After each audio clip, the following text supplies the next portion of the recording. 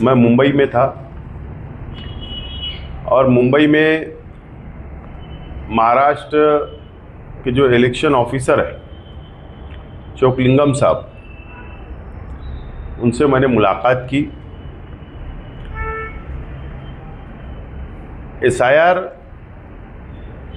का घर घर सर्वे कब होगा, इस ताल्लुक से मैंने उनसे तफसील बातचीत की।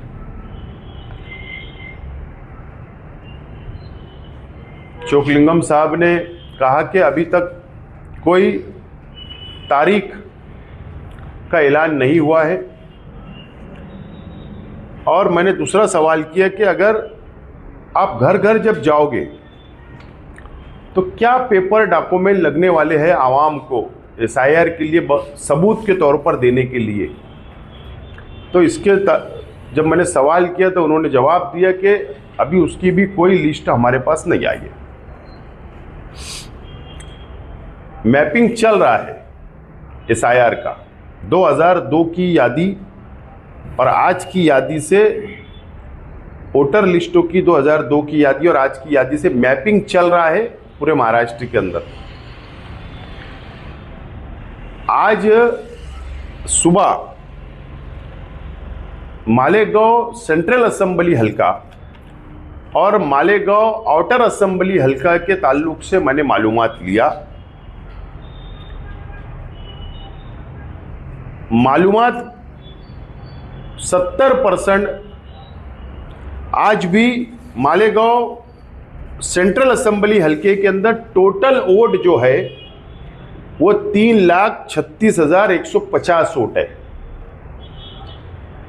उसमें से 2,37,495 वोटरों का मैपिंग हुआ है। 70% मैपिंग सेंट्रल असेंबली हल्के के अंदर हुआ है, इस तरीके की मालूमात मिली है।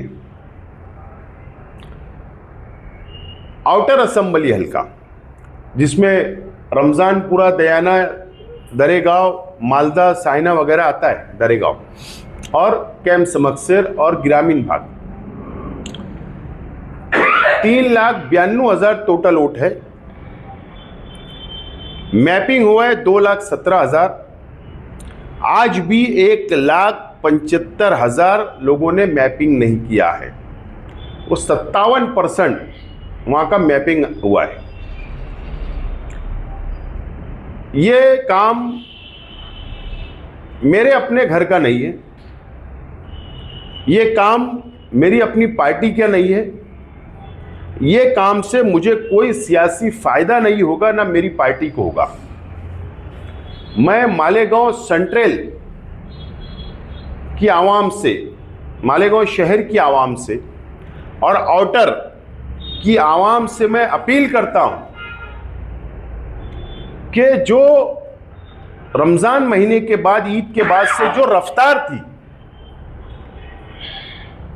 तेजी से लोगों ने वोटर का मैपिंग किया, लेकिन आज भी 30% सेंट्रल असेंबली हल्के के अंदर और आज भी रमजानपुरा, दरेगांव, मालदा शिवार में आज भी 50% लोगों ने मैपिंग नहीं कराया, मैपिंग नहीं कराया। और 30% लोगों ने आज भी मालेगांव सेंट्रल असेंबली हल्के के अंदर मैपिंग नहीं कराया। काम पूरी तरीके से रुक चुका है। मैं शहर की आवाम से अपील करता हूं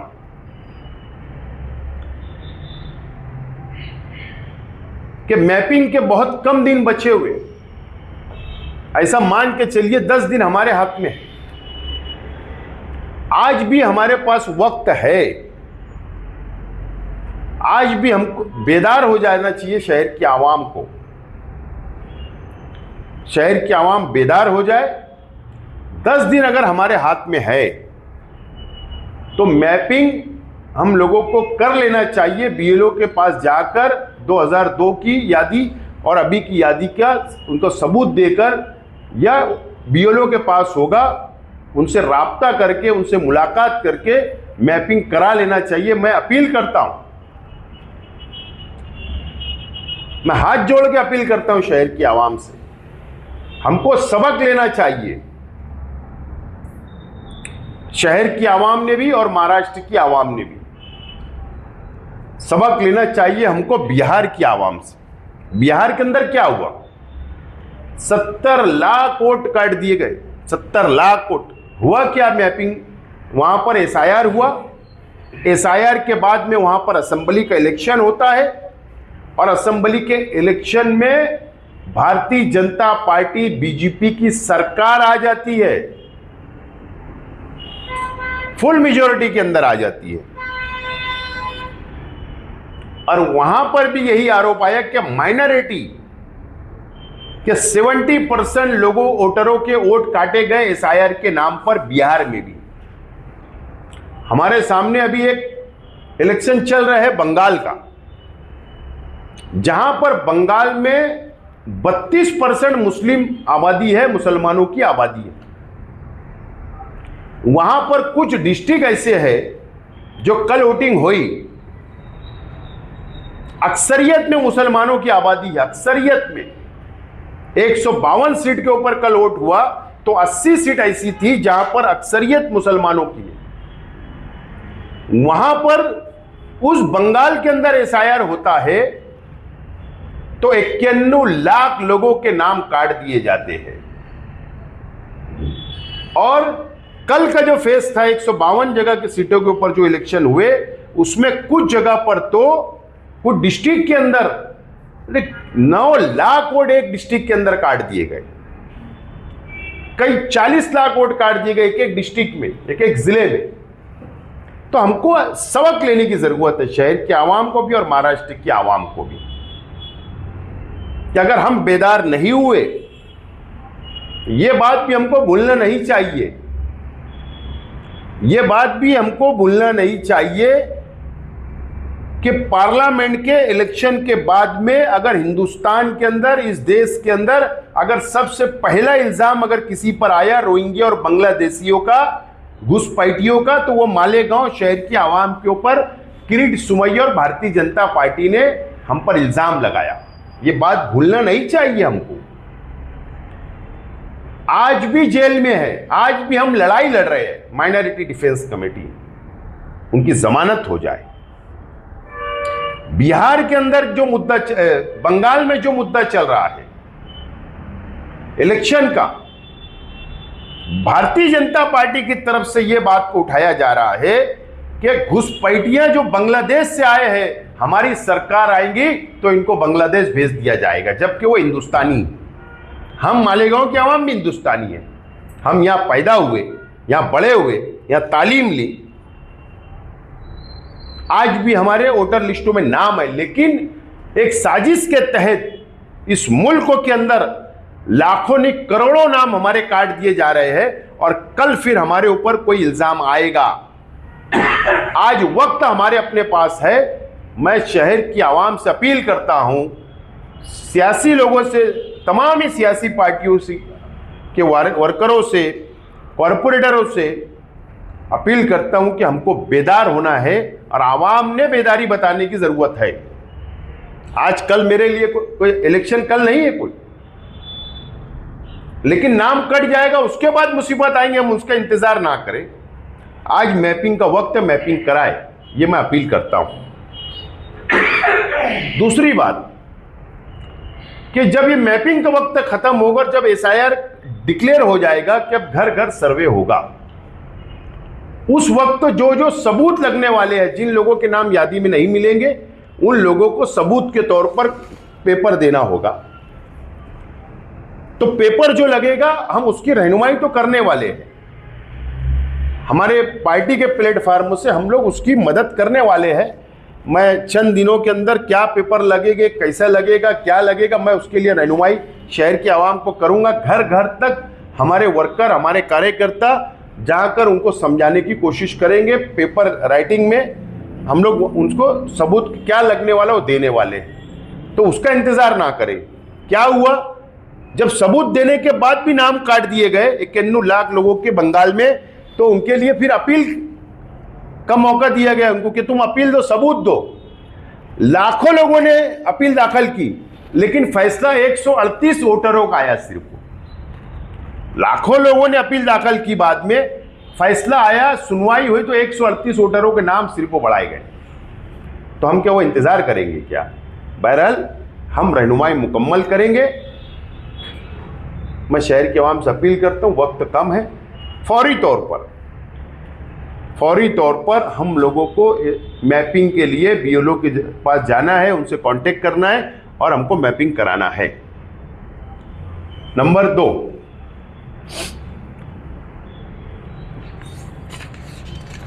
एक मई से 15 मई तक, मैं कल मुंबई था आपको पता है, 1 मई से 15 मई तक जनगणना का एक ऐप निकाल रही है गवर्नमेंट, जो जनगणना का वो मैंने जो मालूमात ली उस आधार पर बोल रहा हूं मैं, वो ऐप डिक्लेयर करने वाली है, आवाम तक वो ऐप को दे देने वाली है सोशल मीडिया के जरिए, और उसके जरिए वो पहला फेज वो कराने वाली है। तो जनगणना भी हमको कराना है, पहला फेज, दूसरा फेज, तीसरा फेज, ऐसा उनके टप्पे टप्पे से होगा। तो आज से हमको उसके लिए भी बेदार रहना है।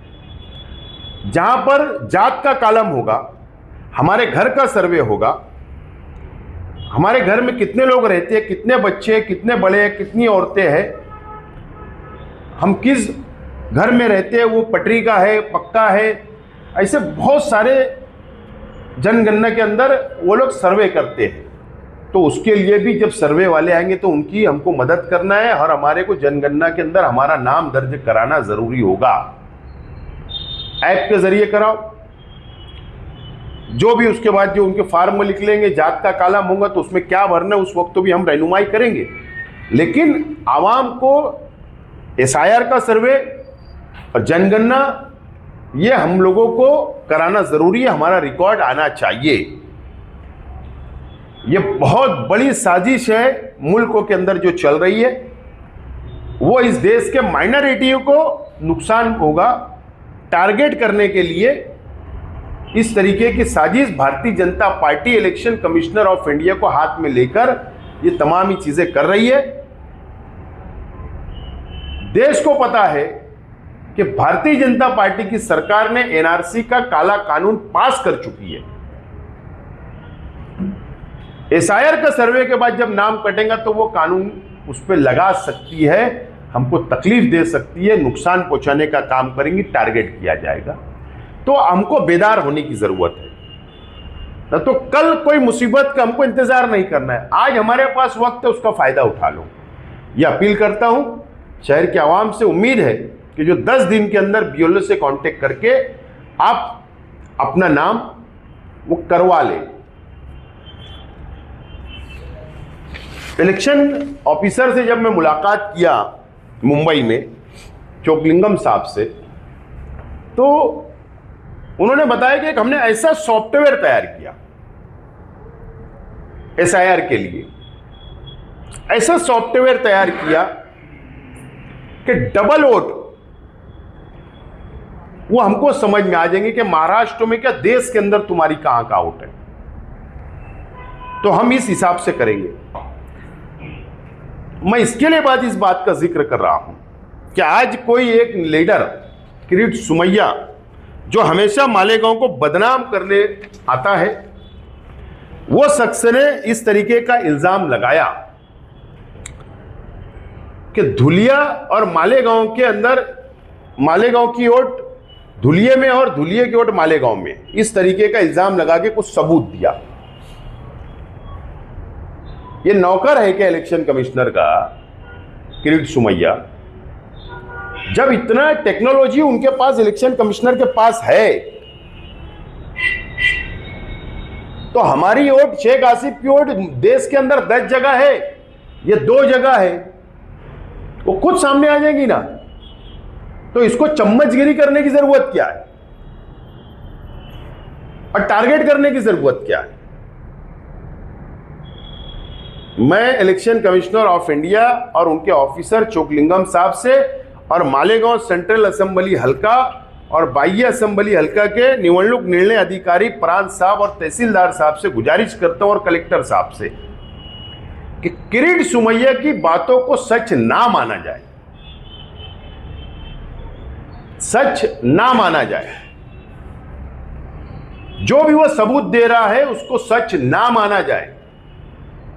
एक तरफा कार्रवाई हम बर्दाश्त नहीं करेंगे। अगर हमारे पर गलत कार्रवाई हुई तो हम ये बर्दाश्त नहीं करेंगे। उसकी वजह है, वजह यह है कि शेख आसिफ शेख रशीद,